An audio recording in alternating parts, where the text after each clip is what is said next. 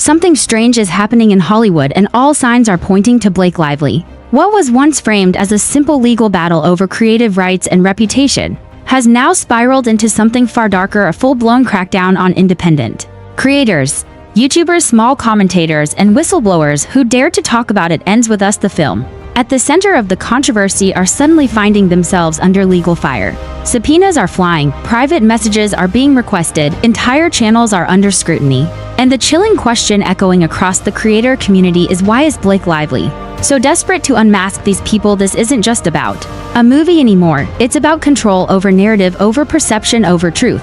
Blake's legal team has launched what some are calling a legal blitz targeting creators who posted critical content or shared insider speculation about her role in the now derailed film adaptation of It Ends With Us. But instead of restoring her image, this move is backfiring spectacularly. Fans are furious, legal experts are alarmed, and creators are speaking out, exposing what they believe is a dangerous precedent being set in real time. Because if a celebrity can use high-powered lawyers to dig into private accounts, demand metadata, and try to silence commentary, what happens next? Who's safe to speak? What counts as free speech anymore? And why is someone with Blake Lively's power trying so hard to chase down anonymous voices who may have simply told the truth? This story isn't just scandalous, it's explosive. And what it reveals about the inner workings of Hollywood PR, celebrity ego, and legal manipulation is unlike anything we've seen before. Strap in, because the truth behind Blake's legal war on YouTubers might just be the real story Hollywood doesn't want you to hear. In the beginning, it all seemed like typical fan chatter.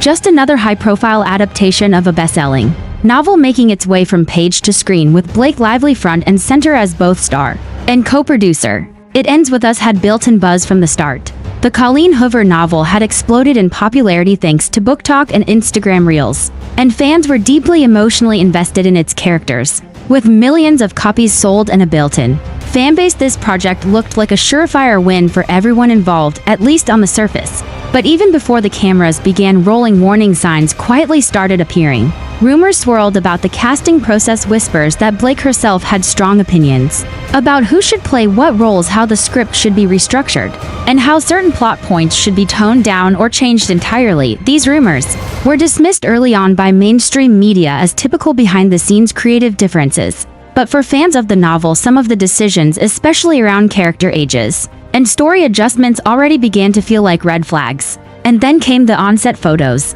Early paparazzi shots from filming locations showed Blake in wardrobe that didn't quite match the book's tone. Fans were instantly vocal online, questioning the look, the tone, and the direction the film was heading. There was no trailer yet, no official statement, just the slow drip of leaked images, and the growing sense that this adaptation might not live up to expectations. Still, none of that was particularly unusual for a film with a passionate fan base. But what came next pushed things into a whole new territory.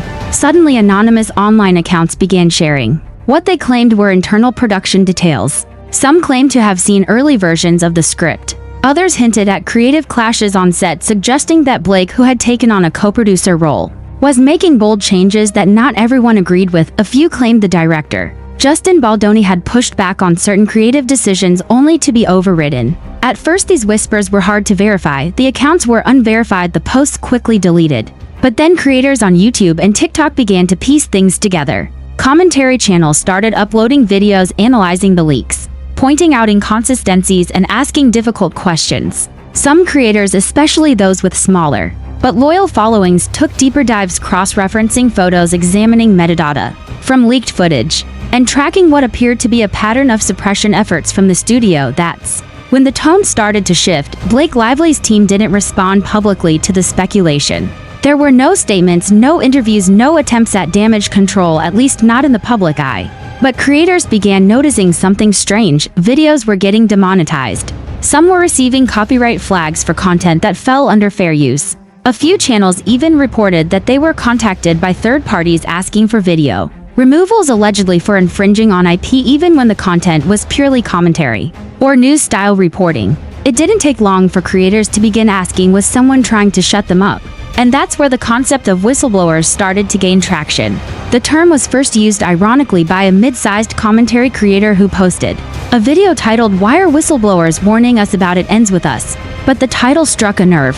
Viewers flooded the comments with theories Was the movie being reworked to protect reputations? Was the adaptation deviating from key themes to avoid public backlash? And more importantly, why were anonymous insiders suddenly trying to sound the alarm as the narrative began spiraling online? Several of these whistleblower-style accounts vanished overnight. Posts were deleted, usernames wiped. In some cases, creators who had reposted screenshots received vague messages or DMs warning them to be careful with what they were sharing. That only fueled the fire. What followed was a wave of content creators treating the situation like a full-blown investigation. Some framed it like true crime. Others took a more analytical approach, dissecting Blake's previous interviews for hints about creative intent. Others started asking uncomfortable questions about the power dynamics at play, particularly regarding who had final say on set, and whether this was really a collaborative creative project or more of a personal vehicle for Blake's vision. Meanwhile, the studio remained silent, and Blake, for her part, kept posting cheerful updates on Instagram, showing a curated view of behind-the-scenes life, carefully sanitized and entirely devoid of controversy.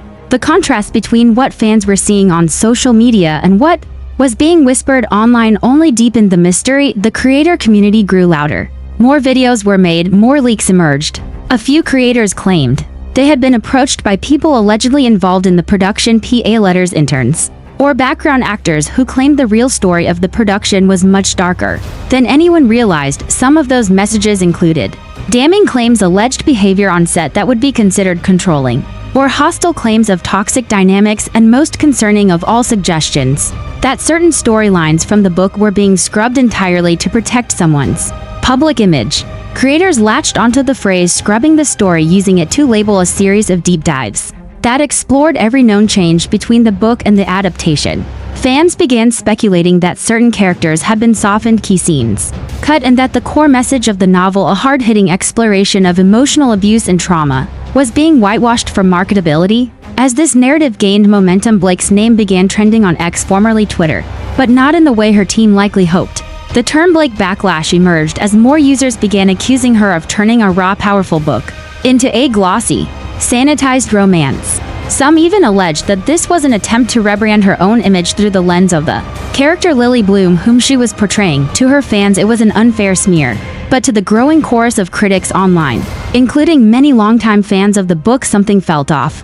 Amid this storm of speculation, a few legal-savvy creators noticed something else. Public court records showed that Blake's legal team had quietly filed a series of protective orders and preemptive requests relating to content and NDA letters around the film. While those filings weren't widely reported at the time screenshots began circulating, commentary channels began sounding the alarm. Was this the beginning of something much more aggressive? Then came the moment that changed everything. One mid-sized YouTuber who had previously posted multiple analysis videos on the production suddenly uploaded a video titled "I just got a legal notice from Blake Lively's team, here's what they want." The video didn't include the full document, possibly due to legal constraints, but the creator described receiving what they called a formal request tied to an ongoing investigation into leaks. The creator claimed that Blake's team was seeking information on who provided specific details. In their previous videos, the implications were chilling. If true, this wasn't just a copyright matter. It wasn't about IP. It wasn't even about reputation. It was about tracking the leak back to its source and using creators as unwilling tools to do it. Almost immediately, panic spread through the YouTube commentary community. Multiple creators began issuing statements, either confirming or vaguely alluding to similar communications. Some took down videos. Others lawyered up. The fear wasn't just about lawsuits, it was about being dragged into a larger fight that had nothing to do with them. It was at this point that the creator community split into two camps. On one side were those who felt threatened and went quiet, fearing they'd be made examples of, or worse, be forced to turn over names of confidential sources. On the other were creators who doubled down, publicly denouncing the alleged legal intimidation, raising awareness and rallying support under hashtags like #ProtectCreators and #FairUseMatters. For Blake Lively, the strategy might have seemed like a way to protect a project close to her heart, but to creators it looked like something much darker, a powerful celebrity using legal tools to silence criticism and chase shadows. And as more creators began speaking up, often carefully, legally, and with disclaimers, the story began to spiral even further out of Blake's control. Because if there's one thing the internet has taught us, it's this: when you try to shut people up, they often get louder. And now, with content creators mobilizing, legal eyes watching closely, and the press starting to take notice. The question was no longer just, what are the leaks about? It became, why is Blake trying so hard to find out who leaked them? The calm was officially over, the storm had begun. What happened next stunned even the most seasoned commentary creators. While the whisper campaigns and leaks had been escalating for months, no one was quite prepared for the moment the legal situation turned formal and personal. It didn't happen with a press release. It didn't make the front page of a tabloid. Instead, it happened quietly and selectively, beginning with a handful of emails, legal notices, and official communications that started landing in the inboxes of creators across YouTube, TikTok, and X. Subpoenas, real, official, legally binding subpoenas reportedly sent on behalf of Blake Lively's legal team, citing an ongoing effort to investigate the source of the "It Ends With Us" leaks. The recipients weren't TMZ or Variety. They weren't major media outlets or critics. They were independent commentators, mid-sized YouTubers, book talk creators, analysts who'd only made a few videos discussing the drama or who had reposted screenshots and quotes from anonymous whistleblowers. For many of these creators, the shock was immediate. Several described feeling overwhelmed, blindsided, and confused. They weren't leaking scripts or footage. They weren't inside the production. They were doing what creators do: comment, react, and speculate based on public or semi-public information. But now they were being asked to provide documents, communications, and in some cases the names and identities of people who had contacted them anonymously. One creator who spoke out anonymously through a proxy account said they were asked to preserve communications related to a direct message they received from someone claiming to be a former PA on set. Another said their legal notice referenced a quote they had included in a now-deleted video, a quote that came from a Reddit thread that was later removed. The level of detail, the specificity, it sent a chill through the online commentary space, because this wasn't just about IP infringement. It wasn't about copyright flags or DMCA takedowns. This was something bigger, a coordinated legal campaign to trace back the digital breadcrumbs, to identify who was behind the leaks, and possibly to make an example of those who passed them along. Many creators turned to lawyers, some publicly admitted they had received notices but declined to share details. Others hinted at legal threats but refused to comment further. The fear wasn't just about lawsuits. It was about being dragged into discovery, being compelled to hand over confidential communications, and worse, being held liable for something they didn't even originate. But in the absence of a formal public statement from Blake's legal team, the only thing people had to go on were patterns, and the patterns were getting clearer. The legal language used in several of these communications, according to excerpts shared anonymously, was broad, almost intentionally so. Terms like knowingly disseminated confidential information, aiding in unauthorized disclosure, and third-party involvement in reputational harm appeared more than once. Creators feared that the goal wasn't to win in court, it was to intimidate, to overwhelm, and to force silence, and in many cases it worked. A wave of videos disappeared, not just from YouTube but across TikTok, X, and even Patreon. Several creators who had been vocal in their analysis of the "It Ends With Us" adaptation deleted their back catalogs without explanation. Others scrubbed entire playlists. A few locked their accounts or went private, saying only that they were taking a break for personal reasons. But the community noticed, and so did fans. Within days, hashtags like #BlakeLivelySubpoena and #YouTuber suppression started trending. Not just among die-hard fans, but in broader creator spaces. The public began asking questions. Why was a major actress going after small creators? Why weren't legacy outlets being targeted the same way? And what did Blake Lively have to lose or hide that justified this kind of legal aggression? This, of course, opened a deeper conversation. Was this about justice or damage control? Legal experts were soon brought into the fold. Several independent lawyers on social media began dissecting the possible strategy behind the move. According to one widely circulated thread, the approach appeared to be modeled after contributory disclosure strategy, a legal path where the focus isn't just on the person who leaked sensitive material but on anyone who may have amplified or helped spread it. It's a rare but increasingly common tactic in digital era lawsuits, especially where reputational harm or NDA violations are involved. But here's where it got controversial. In this case, the creators weren't under any NDA, they hadn't signed contracts, they weren't working on the film. Most were simply reporting and commenting on what was already out in the public or in fan circles. So why treat them like co-conspirators? That question triggered widespread unease. Some speculated that Blake's team wasn't actually aiming to punish the creators. They just wanted access to their messages, their sources, their DMIs, their metadata, and in doing so trace the information back to someone on the inside. a crew member, a disgruntled extra, or someone else with intimate access to the set and the production. If true, that meant YouTubers and TikTokers were being used as involuntary middlemen in a hunt for whistleblowers, and too many that crossed a serious line. Creators began privately consulting with digital rights organizations. Some reached out to press, a few banded together in encrypted chats comparing notes and legal language. Whispers of potential class action responses began to circulate. Others simply hunkered down, unsure of whether to fight back or comply. The result was a chilling effect unlike anything the creator space had seen in years. And as that fear took hold, so did public backlash. Fans of the book, fans of free speech, and fans of the creators themselves began speaking up. Some created open letters, others flooded Blake's social media with questions. A few YouTubers, still unthreatened, made videos in defense of their peers, explaining what was happening, laying out the legal risks, and calling out what they called celebrity overreach. It's worth noting that not all creators were targeted. Equally, the pattern that emerged suggested that Blake's team had honed in on those who had either received private messages from alleged insiders, quoted or screen recorded those messages in videos, showed leaked footage, call sheets, or behind-the-scenes stills,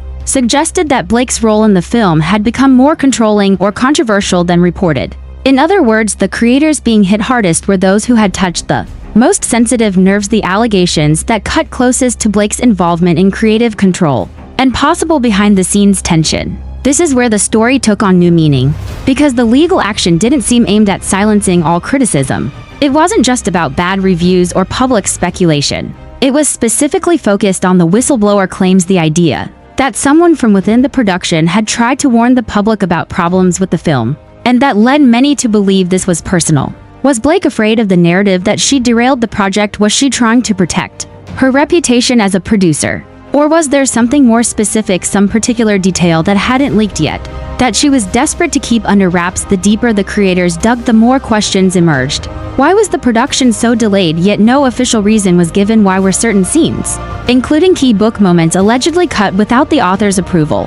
And why, after months of positive PR, had the marketing for the movie suddenly gone silent? One creator compared it to a digital witch hunt, a coordinated effort to not only erase the leaks but erase the people who amplified them. And while that may have worked in the short term, it also triggered one of the oldest rules of the internet: once you try to silence someone, 10 others will speak louder. And they did. Anonymous posts began appearing again, this time shared by third parties, mirrored accounts, or backup pages. Creators who hadn't been targeted yet began volunteering to cover what others couldn't. And as more began comparing legal notes, a clearer picture began forming. It wasn't just about leaks, it was about control. The legal action against YouTubers marked a pivotal moment. Blake Lively's team, whether intentionally or not, had escalated the situation into a full-blown public battle between Hollywood power and independent creators. The veil of silence had lifted. The question was no longer if this would backfire, but how badly, because once the legal blitz began, so did the real backlash. The moment creators realized they weren't alone, the energy shifted. What had started as scattered panic, individuals receiving legal notices, quietly removing videos, or debating whether to lawyer up, quickly transformed into something bigger, a coordinated resistance. And this time the creators weren't just reacting to Blake Lively's legal team, they were strategizing. The first sign of this shift was subtle. A mid-sized creator who had earlier deleted all "It Ends With Us" related content re-emerged with a new video titled simply "Let's Talk About It." Again, in that video they didn't name names. They didn't show documents, but they outlined point by point how the legal pressure had created an atmosphere of fear, and how that fear was slowly being replaced by solidarity.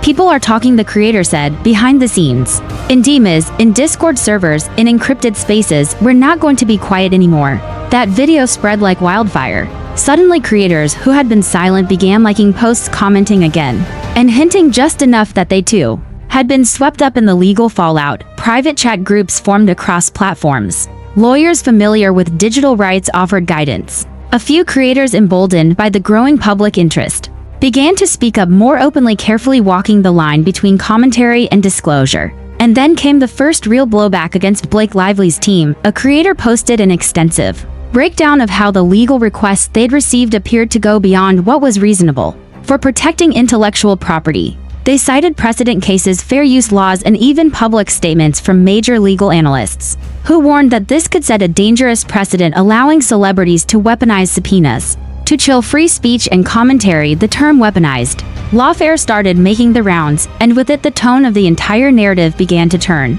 More creators stepped forward, now no longer afraid to challenge the story. They began uploading detailed explainers about how fair use works, what creators are legally allowed to comment on, and why they believe Blake's legal blitz was an overreach designed to suppress not just leaks but legitimate criticism. Several creators who had never even covered It Ends With Us jumped in simply to support their peers, framing the situation as a free speech issue. And it wasn't just creators anymore. Public support was mounting. Fans of the book, many of whom had already expressed disappointment in the direction of the film, began flooding Blake's social media with comments like, "Why are you suing fans? And we're allowed to have opinions." Others started sharing videos about how the original themes of the book, particularly its focus on domestic abuse and emotional trauma, were being watered down or erased. And every time those videos gained traction, they drew more attention to the controversy Blake's team had tried so hard to bury.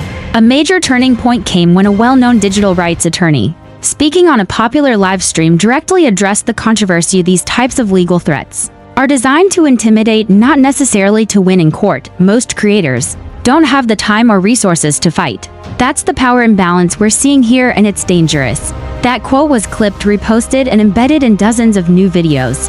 Suddenly the story wasn't about a movie anymore. It was about principle. And creators for the first time in weeks had the public on their side. As pressure mounted, creators began organizing. Some began documenting every communication they had received. Others put together public archives of deleted videos, screenshots, and timelines to ensure the story couldn't be erased. Multiple backup accounts were created. An anonymous tip form was launched. And one major creator with over 1 million subscribers announced a collaboration effort to create a full documentary on the whistleblower situation, not just to expose what happened, but to preserve the record in case further legal action was attempted. Even creators who hadn't received legal threats became instrumental in amplifying the story. They invited guests onto live streams to share their stories, added disclaimers to avoid legal issues, and pointed viewers to public legal filings, court orders, and media reports that supported the claims of intimidation. And then came the leaks. Not from whistleblowers, not from anonymous insiders. This time the leaks came from creators themselves, not of production content but of legal documents. Redacted, carefully shared screenshots of cease and desist letters, legal language demanding metadata, and blanket requests for all communication relating to the film began surfacing. These documents didn't contain personal identifiers, but they told a very clear story. Blake Lively's legal team was casting a very wide net, using ambiguous language and pursuing content creators as if they were participants in a smear campaign instead of observers reporting on public interest. This confirmed what many had suspected. It wasn't just about finding one leak, it was about control. As these revelations gained traction, the media finally began to take notice. Smaller outlets that specialized in entertainment, news, and creator culture ran headlines like, "Creators speak out Blake Lively's legal campaign against whistleblower videos. Are YouTubers being silenced over It Ends With Us? Free speech versus celebrity power. Blake Lively faces backlash over subpoena tactics." These articles amplified the growing sentiment that something had gone very wrong, not just with the adaptation but with the entire strategy surrounding it. Ironically, in trying to suppress the discussion, Blake Lively's team had amplified it beyond control. And while traditional outlets were still cautious, perhaps fearing their own legal entanglements, the creator space had become a wildfire. Content exploded across TikTok, YouTube, and X. Videos tagged with hashtag Blake Lively subpoenas began trending. Reddit threads speculated not only about what the whistleblowers had revealed, but what they might have held back. And the question of why Blake was so desperate to unmask them became the focal point of nearly every video. In response, some creators took things even further. They began investigating Blake's history, with the press looking into past instances where stories were scrubbed or PR agencies had been used to spin narratives. Some compared this current legal situation to other celebrity attempts to silence public discourse, such as the infamous Johnny Depp and Amber Heard media battles or past legal threats from major studios over leaked content. The point wasn't to make direct comparisons, but to show a pattern of what happens when Hollywood power meets internet culture, and that pattern was dangerous. Because in the age of digital transparency, attempts to silence dissent don't stay quiet for long. They become part of the story, they become the reason people dig deeper. And in Blake's case, that's exactly what happened. Creators started pulling receipts, Some reposted older interviews where Blake had expressed frustration with media coverage. Others analyzed her producing history and past collaborations, looking for clues about how involved she had been in shaping It Ends With Us. The more they looked, the more patterns emerged, including claims that she had been hands-on to a fault and that tensions had simmered during filming in ways that the public had never seen. One creator summarized it best: "It's no longer about a leaky movie set. It's about someone trying to control a narrative so tightly that they accidentally set it on fire." By this point, the solidarity among creators had evolved into something more organized. A collective letter drafted by a group of digital rights advocates began circulating, calling for transparency, accountability, and respect for creator rights. Several prominent YouTubers signed it. Smaller creators began using it as a shield, linking to it in video descriptions, referencing it in disclaimers, and showing their audience that they were not alone. And the audience responded. Viewers flooded comment sections with encouragement. Fan art emerged mocking the censorship attempts. Live streams discussing the controversy reached new heights of engagement. Even creators who didn't usually do commentary began joining the conversation, not because they cared about the movie, but because they cared about what the legal tactics represented. At the center of it all was a single unanswered question: what exactly was Blake Lively trying to hide? Because while the legal threats continued, so did the silence from Blake's team. No statements were made, no interviews addressed it, and the longer that silence dragged on, the louder the speculation became. The battle between Blake and the creator community was no longer just about It Ends With Us. It had become a symbol of free speech, of power imbalance, of the fragile line between criticism and control. And as creators organized, exposed, and fought back, one thing was becoming increasingly clear. Blake Lively's team may have launched the legal blitz, but they had lost the narrative. As the legal saga surrounding Blake Lively intensifies, the aggressive shift toward targeting YouTubers and content creators marks a deeply troubling moment in the balance between celebrity image control and freedom of commentary.